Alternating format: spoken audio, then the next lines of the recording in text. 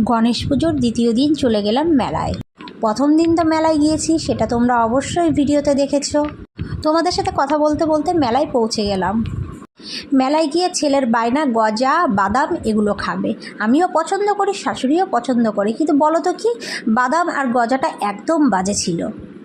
তারপর একটা দোকানের সামনে আমরা বসে বসে বাউল গান দেখছিলাম। আজকে ছিল বাউল গান। তার আগের দিন মেলা হয়েছে, সেই মেলায় আমি যাইনি, কারণ একটু স্কুলে গিয়েছিলাম, প্রচণ্ড শরীরটা খারাপ লাগছিল। আর এই অবস্থায় যাওয়া মানে খুবই রিস্কের ব্যাপার। তাও কি করা যাবে, আমার সমস্ত জায়গায় দৌড়ে বেড়াতে হয়, যেহেতু আমার বর চাকরির সূত্রে বাইরে থাকে, তোমরা অনেকেই জানো। বেশি সময় ছিলাম না। তারপর আমরা বাড়ি চলে আসলাম। বাড়ি এসে যেহেতু রান্না করতে হবে, আর মুখের মেকআপটা তুলে চেঞ্জ করে নিলাম, নাইটিটা পরে নিলাম। ভিডিওটা যদি ভালো লাগে অবশ্যই লাইক কমেন্ট শেয়ার করতে ভুলো না, সাবস্ক্রাইব করতে ভুলো না।